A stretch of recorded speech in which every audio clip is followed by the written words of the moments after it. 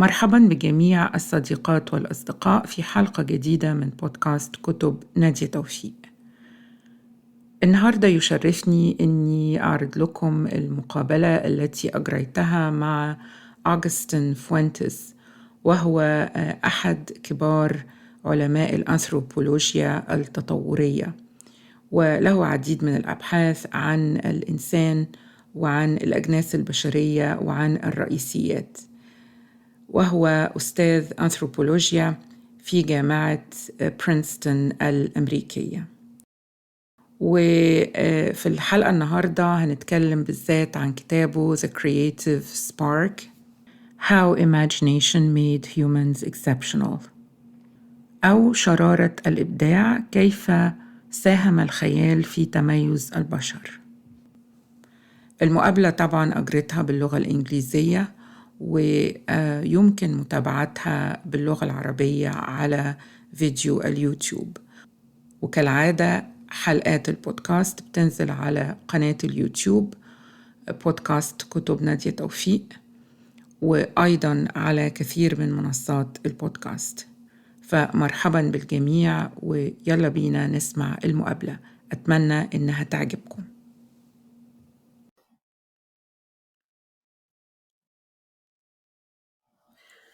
So, hello everyone. We're here today to discuss the book, The Creative Spark, written by Agustin Fuentes. Agustin, hi. I'm so happy to have you today in my podcast, and I'm actually honored to have you on my podcast. How are you? Oh, well, it's my pleasure to be here. I'm well. I hope you're well. I'm always glad to chat about books. Thank you. So you're a biological anthropologist at Princeton University, and I read your book, The Creative Spark, maybe a year ago. And I actually, this book shifted my whole vision and my perspective on our species as human beings. I have to say that I had somewhat a negative perspective on us as humans. I thought that we are more mean than kind and things like that. But after reading your book, my whole vision has shifted tremendously. And I'm so grateful for that. I also enjoyed reading it so much, and I highly recommend it. And it left me fascinated by this journey of us as humans, with all the nuances that we went throughout our evolution. So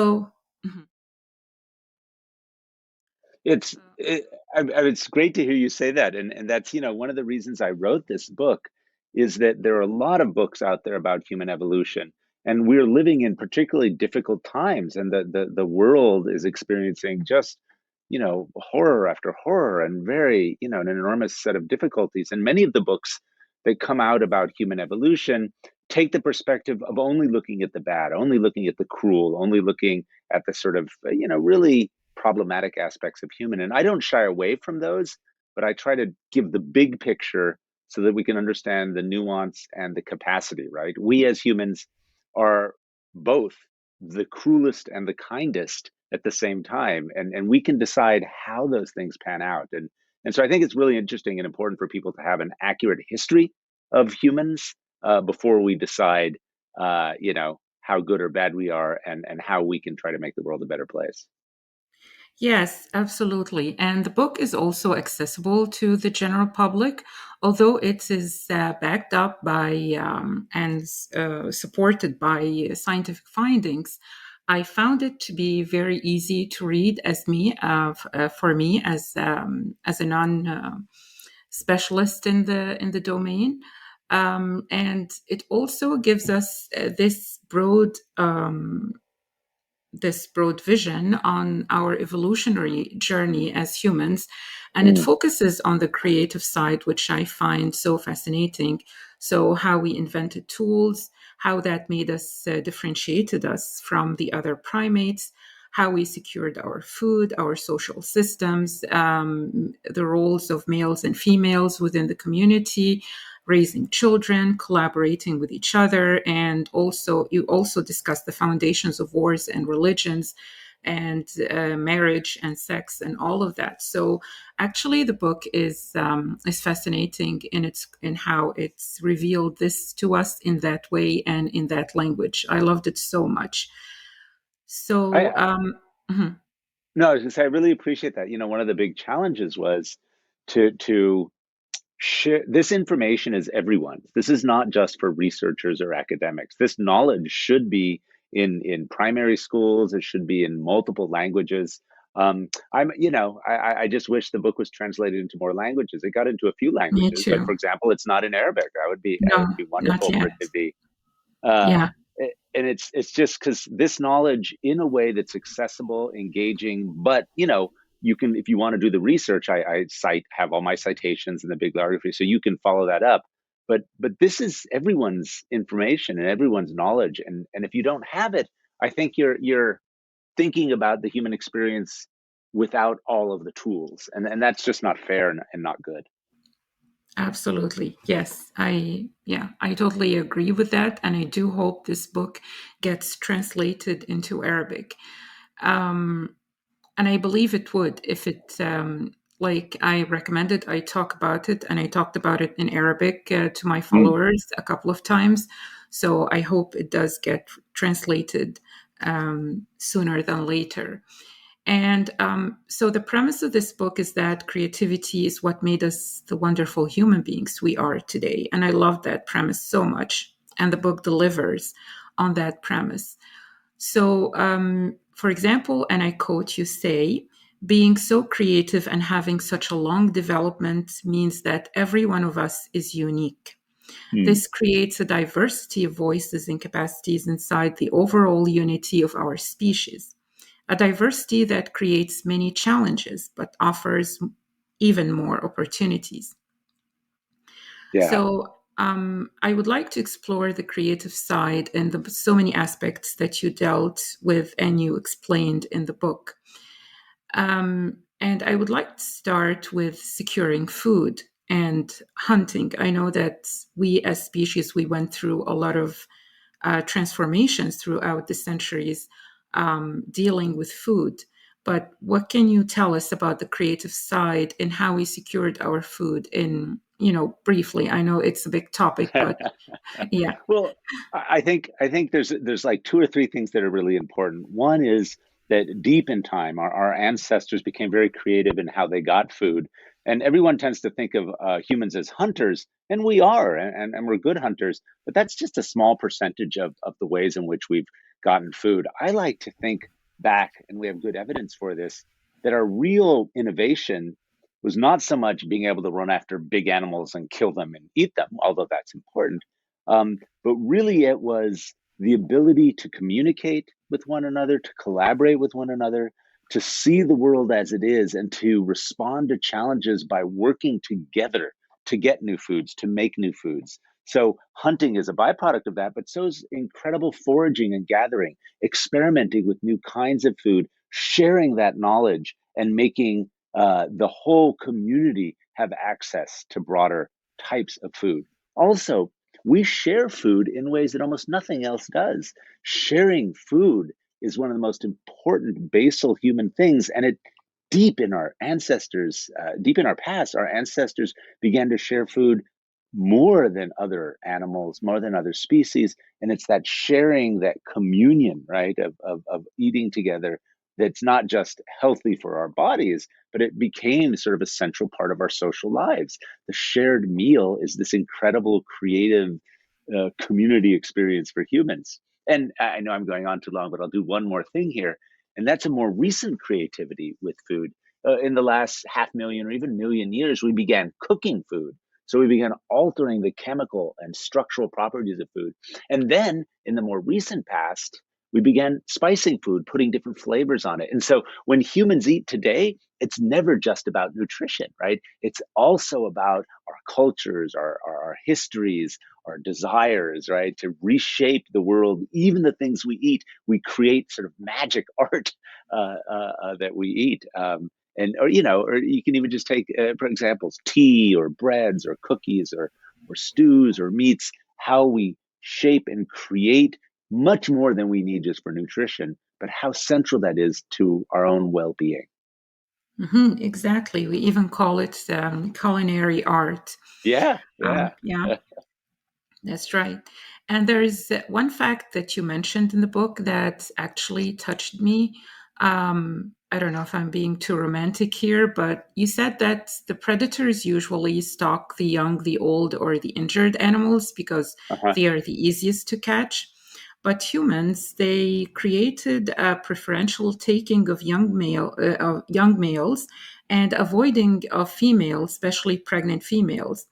Was that some kind of an ethical or maybe, I don't know, um, pragmatic kind of Yeah. evolution in our mind and our systems? So it's really interesting when you look at many people's hunting traditions, right? Contemporary people's, you see that many societies, the notion of hunting is tied in with a deep respect for the animals that they hunt and that they eat. And in those cases, we have hypothesized, at least we can see early on in, just around the time of domestication, the last 10, 20,000 years, we do see this selective engagement with hunting that shaped the other species as it shaped ourselves. So, is this morals and ethics? I think, yeah, I think it's part of that. I think in many ways, many human populations, groups, communities understood that there was not just a take relationship, that humans aren't just put here to take things, but rather we have these relationships with the world. And one of those relationships is killing and eating things.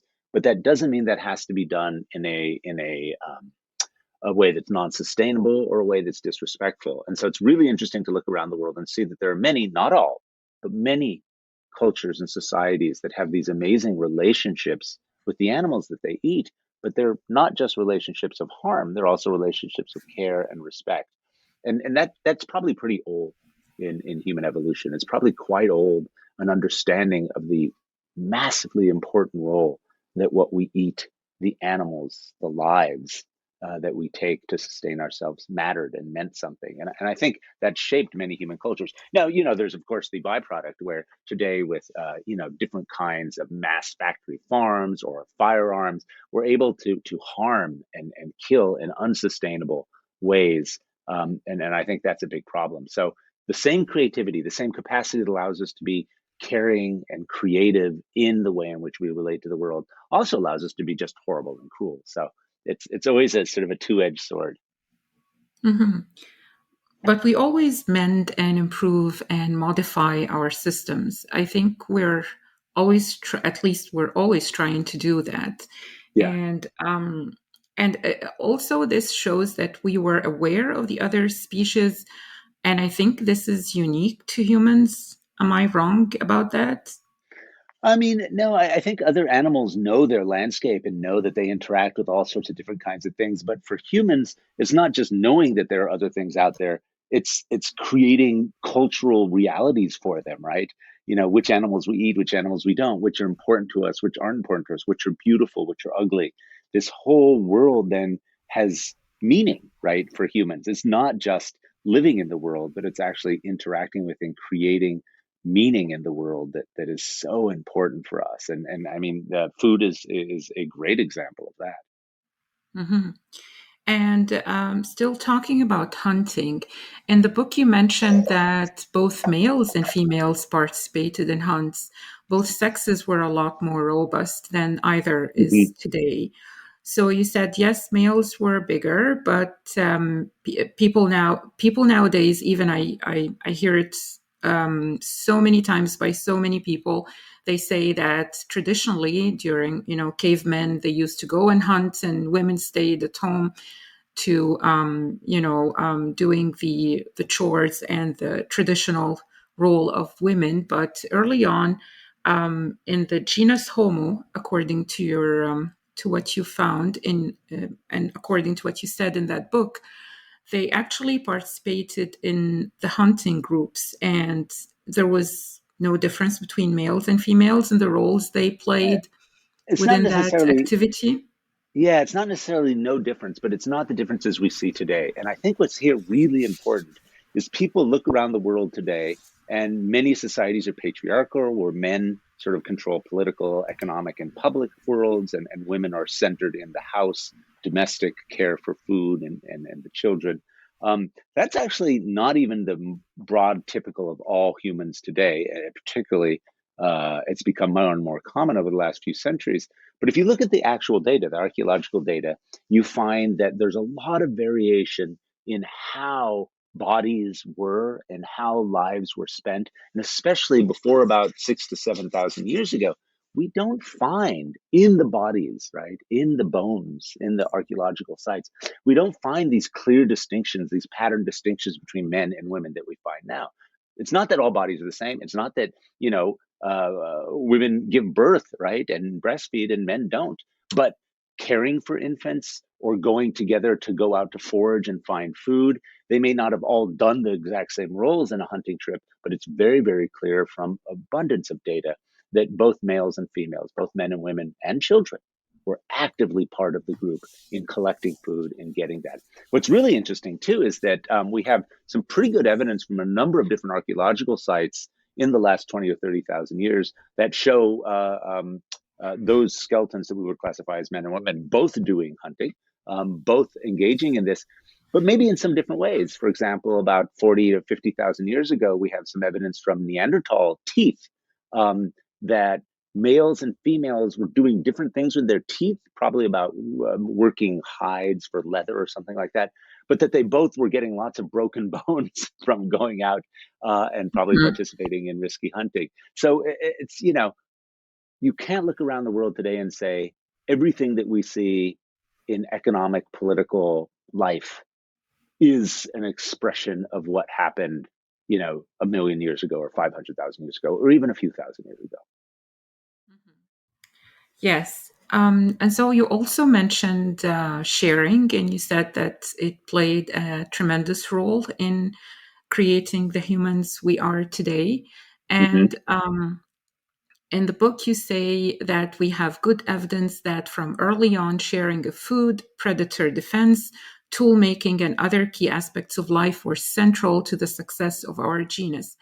I was wondering if this was the foundation, if there was any foundation of law and order within the community regarding this, or were they too primitive, or, well, primitive in a nice way, to think of that? No. There's a number of anthropologists. Christopher Boehm's a good example. A number of anthropologists have shown that even these Polly Weissner is another good example.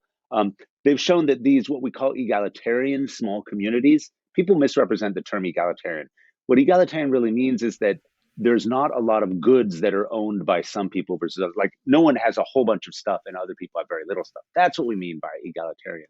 There's, of course, people who have better voices. There's little hierarchies. There's sort of differences. Just there's no formal sort of central person versus everyone else.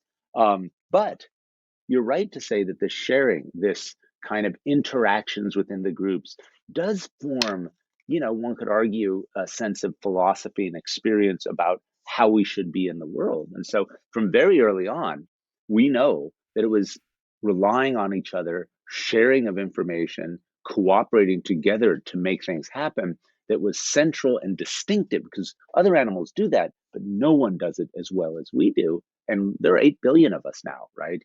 So it's very interesting how well we've done and how central the idea of collaborating, sharing, and communicating is. Now, this is not all for good, right? Some of the worst things we do also comes from this incredible capacity to collaborate, care, and do well. For example, in warfare, in a battle, it is the army who collaborates the best, who cares the most for each other, that wins, not the most violent. Yes.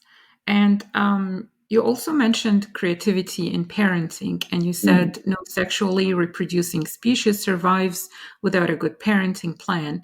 And you explained beautifully how raising a child was the collective labor of all the community members, and how they distributed the responsibilities and roles among men and women there.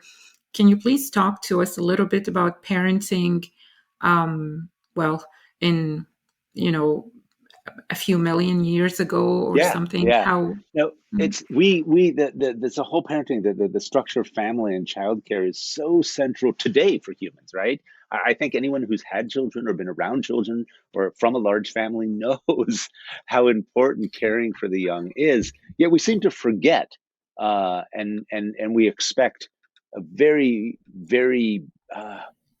difficult and very unhuman way of caring for kids now. So we know that between 1 and 2 million years ago, probably at least by 1.5 million or even 1 million years ago, human children had gotten very large and had very long developments. That is, there took years to walk, to be able to communicate effectively, and even longer to even forage or to fend for themselves. So to get a system where you can have an infant that cannot do anything for itself for years and that requires intensive physical and emotional support 24/7 around the clock. To do that, you have to have an infrastructure for caretaking that's very robust and that involves many more than one person. So when people say it takes a village to raise a child, it is true. Now, it's not to say that one person can't do it, but it's so hard and unfair to ask a single caretaker to raise a child. So we have good evidence, and this is true for most of the world today. Caretaking and raising of children is by many individuals, not just the mother, sisters, brothers, siblings, fathers, cousins, uncles, aunts. In most cases, we have multiple people involved. And we know by looking at our brains, looking at our hormone systems, and looking at our bodies that they have been shaped by this incredible, creative, communal caretaking processes. It's really, really very interesting. So it doesn't matter if you're a man or a woman or however you identify. If you are near an infant or a baby, that holding that infant, touching that infant to your skin actually changes the way your body responds. And all humans have the same kind of capacity for this caretaking physiological response. And so we think early on, and I'm going on too long here, but early on, the coevolution of a very long childhood and a very complex, important communal caretaking reality shaped what it meant to be human, because it means that humans grow up, their brain grows, their body grows in society, in interaction with those that matter to them very much. And that kind of incredible sort of communal caretaking really creates a kind of being, a kind of animal that is really distinctive. And that's the last thing I'll say about it. It opens us up for incredible learning and creativity. Childhood in humans is a time of amazing imagination and creativity, and it's because of the security and safety that communal care offers. Mm-hmm.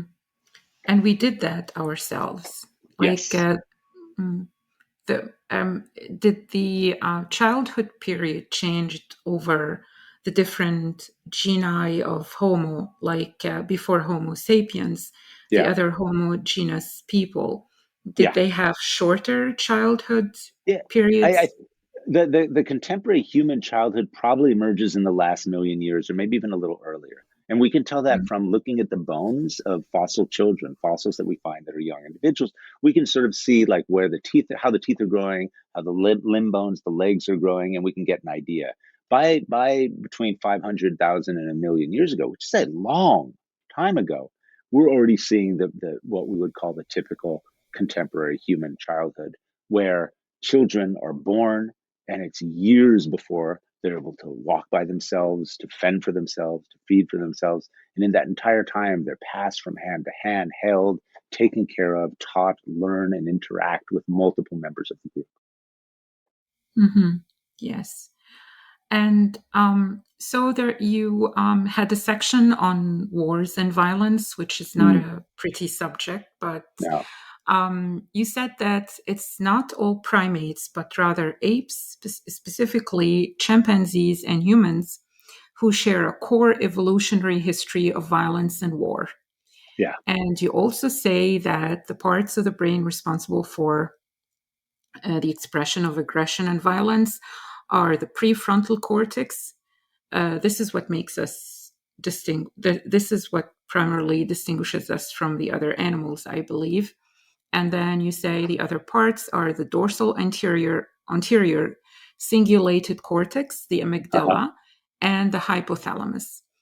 So, but you also say both war and peace are part and parcel of the creative modes of collaborative cooperation that humanity used and uses in meeting the challenges of living and succeeding over the last 2 million years. So basically, can you please tell us a little bit about the foundations of violence and wars among humans, and if it's a necessity, if it's something we should avoid at all costs, or if it's part of the human package, let's say? So yeah, what a great way to frame this question. So I mean, is there a possibility of no war? No, I know. I think we're beyond that. There's going to be wars, but they can be managed. But what's more important is there's also always the possibility of peace. And peace is not just the absence of war. Peace is an active process by which people construct and maintain positive social relationships and communities. So I think that's really important. So if you look into human evolution, human history, we most certainly, for most of our evolutionary time, did not run around in bands killing each other. It happened, but it wasn't super common.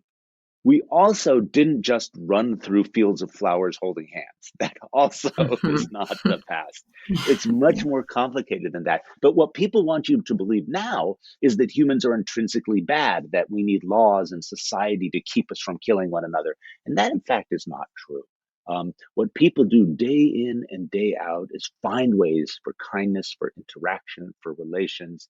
But the more complex the world becomes economically and politically, the more unequal the world becomes economically and politically, the more abusive centers of power become and creating inequity and lack of access to resources, the more we're going to see people trying to push against that, trying to respond. And I think the reason we see so much warfare now in the last few centuries and millennia is that we also see inequity, right? Inequality and abuse by those in power in ways that we just don't see in the past. Of course, there were always jerks around. Of course, there were systems of abuse by people in charge, but that's always been relatively uncommon as opposed to it being relatively common now. And so I think what we're seeing in the contemporary world is so much conflict because so much power is centrally located and so few have so much and so many have so little. And when you look at the archaeological record, when you look at the past history of humanity, there were many fewer instances where there was so much difference between those who had and those who didn't have. Mm-hmm. Yes. And now let's talk a little bit about art and storytelling. Mm. So you say in the book, art is a core creative outcome of the transcendent nature of being human. Art is much more than a product, an activity, or a process. It's a way of being in the world that essentially rises above practical worldly concerns. Art is transformative. And I believe in the book you shared a lot of information, a lot of useful information about tool making and how this tool Mm. making was, I believe, was the onset of our human journey, if I may say. Uh, Can you please yeah, give yeah. us this picture of how art made us who we are today? So humans have so many incredible and horrible capacities, but at the heart of that is this ability, right, to look at the world, to see how it is, to imagine wholly new possibilities and things, and to try to make them a reality. That's really incredible. And 2 million years ago, 2.5 million years ago, this took the form of our ancestors seeing inside a stone another shape or set of shapes and being able to modify that stone, to change it, to use other stones, to shape it, to reshape it, to create new forms and shapes that they then used in different ways. But it wasn't just that, it was also the fact that they shared that information and learned from one another and exchanged different ways of doing these things. And so, very early on, we began to creatively imagine new ways to be in the world and to shape the world to make them happen. But what's really fascinating is that's not all about getting food or getting warm or staying away from predators, not being eaten. It also turns out that we frequently imagine possibilities that have nothing to do with food or safety or mates or what have you. We imagine things that are beautiful. We imagine things, we get experiences that are transcendent, that inspire us, that cause awe. And with that sensation, we then create in the world to try to tell stories or to provide images. From, already a couple 100,000 years ago, we see scratches on shells on cave walls. In the last, 150,000 years, we see shells being made into beads. We see eggshells, ostrich eggshells being hollowed out and then sort of carved on the outside. And then the last 60 or 70,000 years, we see paintings on cave walls and on bodies and the use of pigments and all sorts of things like that. And what's amazing is so many of these things didn't come from necessity. That is, I had to, make some carvings on a bone or a clamshell or a cave wall because it was my life dependent on it. No, they came from imagination, creativity, the desire to express something, to tell a story, to express a feeling, to make meaning in the world. And that is really interesting. And it's tied to our original ability to make tools to get more food or to keep ourselves safe. But it ratchets up and it expands and spills beyond the practical into the wondrous. That's so beautiful.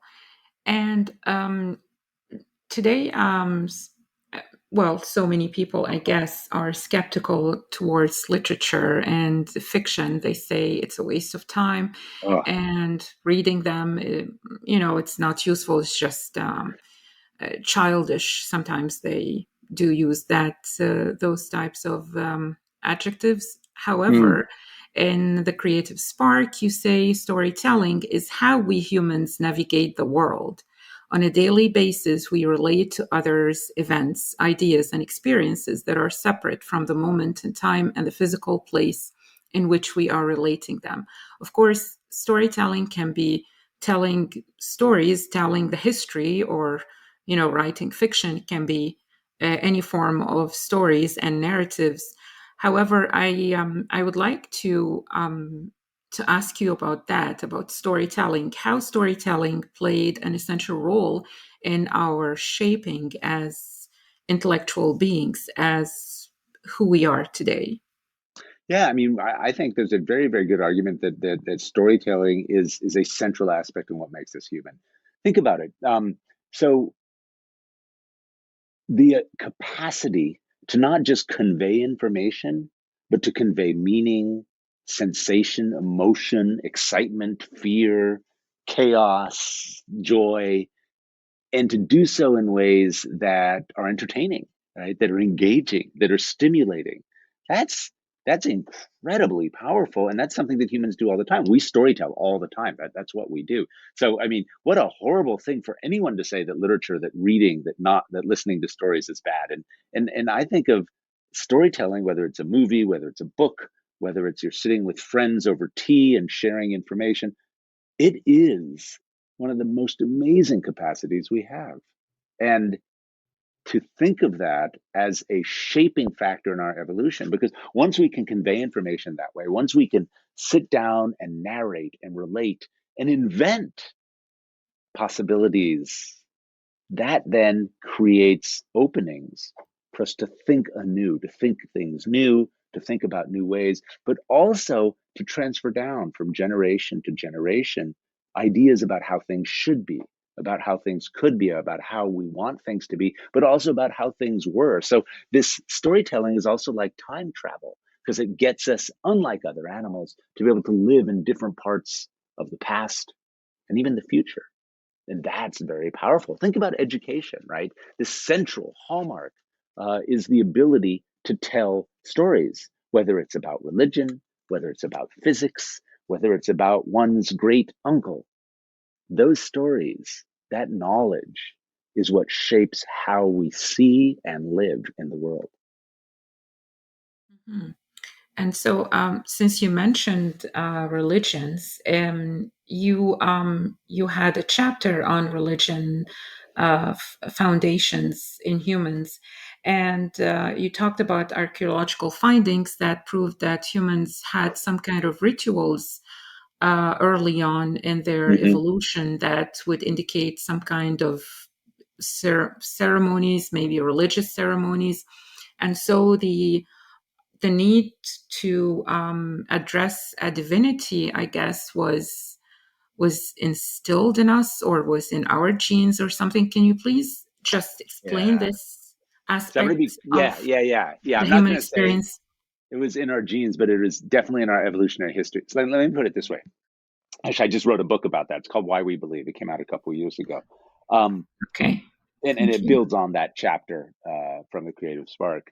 So let's think about it this way. So I said earlier that humans have this incredible cognitive ability, right? This ability to look around the world, see what's there, imagine new possibilities, and try to make them happen. So if we have this imagination, this creativity, what we are also capable of doing, right, is experiencing things, awe, sunsets, volcano eruptions, beautiful moments, deep love, and taking those sensations and moving beyond just that momentum sensation and reflecting on them, having them change the way we experience the world.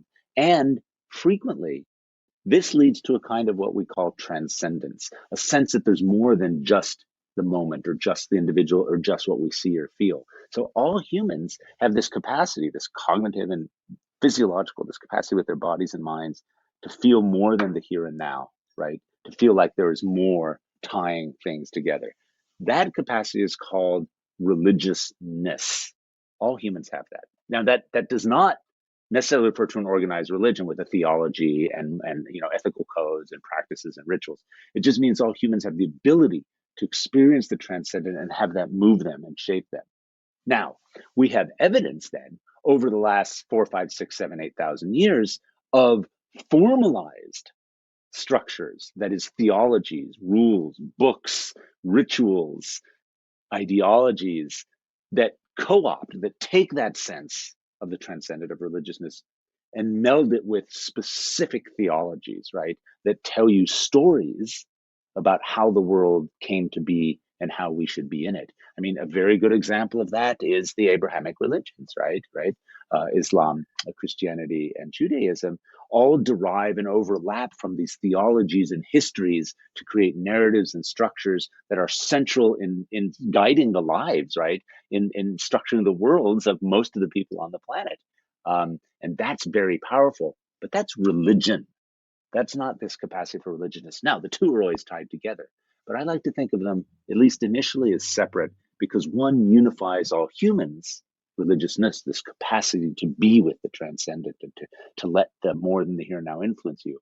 However, religions themselves, with their theologies, ideologies, rules, and rituals, can bring people together, but they can also push people apart. And that's really interesting because this incredible capacity we have to really commit to fully believe, to fully be with the transcendent, with something we can't see or feel, but know that it is true for us or perceive that it is, that can be used to bring people together and to pull them apart. And so that's the complicated nature of religions today, that it draws on this religiousness, this capacity we all have to be connected to more than just us. Mhm. I love that term, religiousness. Yeah. Yeah.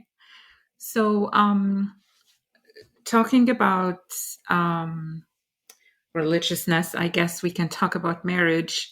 Mm.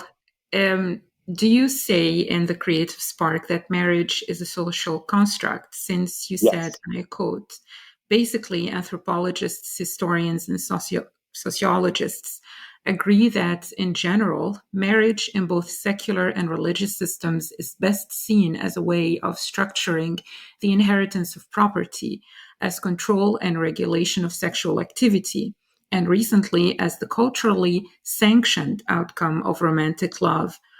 So, what's your intake on that? Can you please So, explain the yes. origins of Yes, marriage?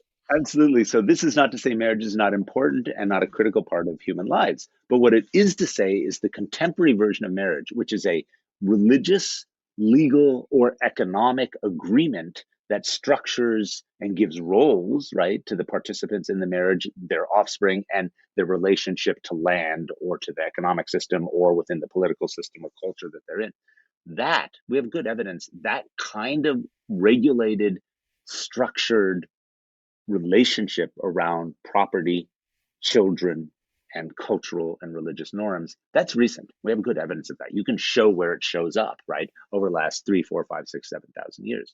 Now, in the past, prior to the emergence of this contemporary thing we call marriage, were there strong bonds, deep love, strong connections between individuals that were sexual or social or both in nature? Yes, of course. We have very good evidence. And every human body is capable of commitment to others in incredible ways. So our bodies and minds are actually built for these very strong connections. But those strong connections are not the same thing as marriage. Marriage is a cultural, economic, political, and religious reality that is then, put on these different kinds of relationships. So, for example, these social bonds, these incredibly powerful sexual and social bonds that bring people together, those happen in multiple different ways.